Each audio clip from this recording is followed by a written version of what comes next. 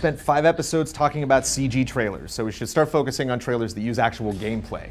Gameplay trailers can be tricky because a lot of time a game is in its really early state.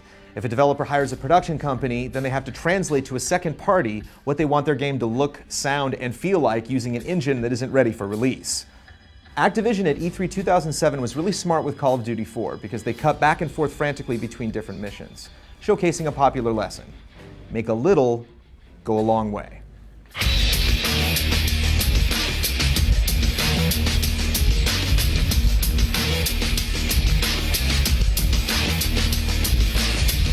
A gameplay demonstration is usually one long look at a particular moment from the game. Sometimes the scene isn't included in the final product. A gameplay trailer is much more broad, often encapsulating most, if not all, of the different experiences you can have in the game. The challenge in producing a trailer like this is showcasing the story, characters, weapons, environments, and other unique gameplay elements without looking and feeling like that's all you're doing. Call of Duty has always put their gameplay front and center in their advertising, and it's no accident the series has produced some of the best trailer edits in the business.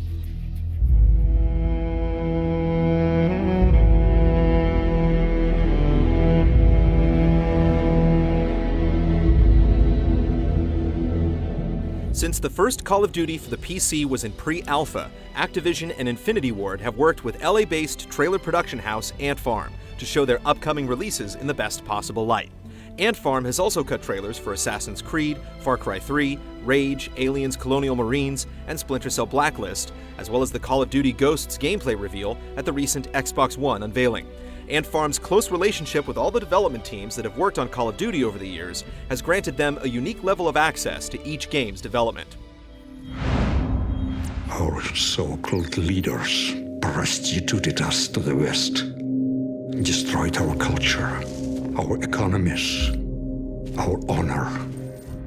Every trailer they work on begins with a script. The script for Modern Warfare's E3 2007 trailer was written by executive creative director Rob Troy, who is now the co-president of Ant Farm. Oftentimes, other writers and producers are brought into the script's development. During this process, Ant Farm cast famed Russian theater actor Eugene Lazarev to provide the voice of the game's central villain, Imran Zakhaev. Infinity Ward enjoyed his performance so much, they cast him in the game as well.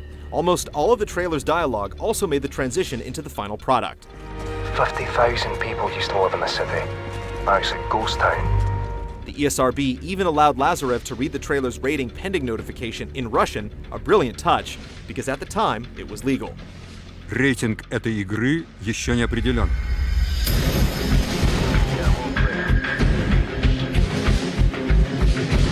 Once the script is finished, the dialogue is recorded, and the music is composed or purchased, Ant Farm uses their proprietary methods for capturing footage from each Call of Duty game. Instead of cutting up the game's cinemas or showing every moment from first person, they can move the camera freely through each environment, capturing the perfect angle for each dramatic scene. They then work closely with the developers and Activision to make sure they're capturing the very best elements of the game. This is why it's fun creating pop blocks for these trailers, because it's like watching an in-depth developer interview without the dull, uncomfortable interview. Come on, we need to get moving before the search parties get here. Instead of going chronologically through the trailer, let's go mission by mission, analyzing where and when each of the 60-plus shots in the trailer takes place. The E3 2007 trailer shows a little over half the missions in Modern Warfare. It skips the tutorial, covering a moving tank in the mission Warpig, the nighttime hunt in Mission 12 Safe House, and avoids spoiling the last 4 levels, including the bonus mission, Mile High Club. Mission 2, Crew Expendable, takes place aboard a freighter floating in the Bering Strait and is featured heavily in the trailer. We follow the mission from beginning to end as Soap McTavish and his fellow SAS commandos are deployed via helicopter to retrieve a package, and then desperately escape while the ship is sinking. Mission 3, The Coup, follows President Yasser al-Fulani as he's transported to Khaled al-Assad. We first saw the tragic end to this mission in Modern Warfare's gameplay reveal.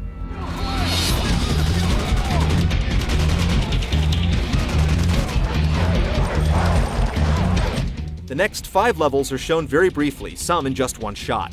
We see Captain Price rescue Nikolai and view a firefight in night vision, Sergeant Paul Jackson blow open the door to a TV station, and helicopter cover in Mission 6, The Bog. We get a 21-frame sneak peek at the mission Hunted inside a greenhouse, and a couple tastes of the carnage in Mission 8, Death from Above. Mission 10, Shock and Awe, and its follow-up, Aftermath, carry a lot of weight in Modern Warfare's story, and the trailer goes back to them frequently. This clip from Aftermath is an interesting play on the viewer's expectations, as most of these shots are seen from outside of any one soldier's perspective, where this view of the devastation is eventually experienced through the eyes of a dying soldier.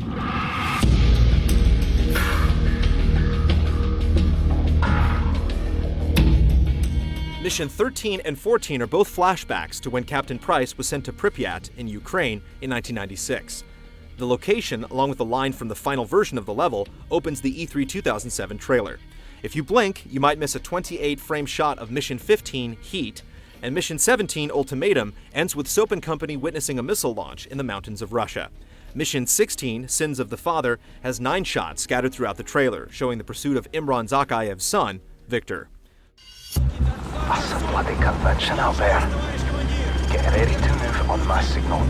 Stay right behind me. All of these shots were built and photographed by Ant Farm, and then ordered and approved by Activision and Infinity Ward. When I asked this trailer's writer and director, Rob Troy, what it was like to work with the minds behind Call of Duty, he responded, "There's a reason Infinity Ward is considered a AAA developer. They're passionate in every aspect of what they do.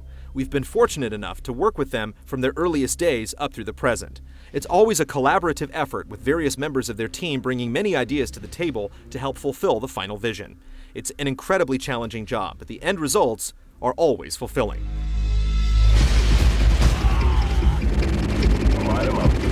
Whether they're recreating interactive moments or conservatively using footage from film and television, production companies have to take a handful of moments and stretch them into something indistinguishable from the finished product. This involves cutting like lightning. In some cases, even a second is too much time. The longer you hold on a shot, the more time you give your viewer to place it chronologically in your game's storyline. The more they know about the story ahead of time, the less surprised and possibly affected they'll be when they play it.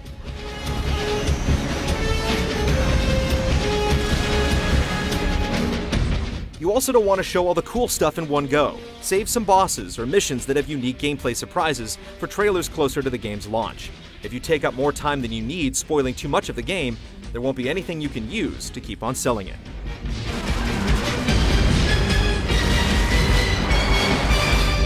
Ant Farm and other trailer houses like it really understands the attention span of the average consumer. If you jumble up your footage enough, it can be hard to tell the difference between the end of one level and the beginning of another. The key is making each progressive shot more exciting while it ramps up with the music. Other trailers that do a very good job at this are the Gears of War 2 launch trailer, the TGS 2006 trailer for Devil May Cry 4, the E3 2011 trailer for Uncharted 3, and the very first debut trailer for Modern Warfare. A special thanks to Rob Troy and Ant Farm for their help with this episode. If you want to see all of their work, you can check it out at theantfarm.net. I may or may not be back in 2 weeks depending on how crazy things get with E3, but I will definitely be talking about all of the awesome trailers we're about to see on Twitter at GameTrailersVO. See you next time. See all of our shows and game reviews now on the brand new GT app on Xbox Live, and the GT Originals iOS app too.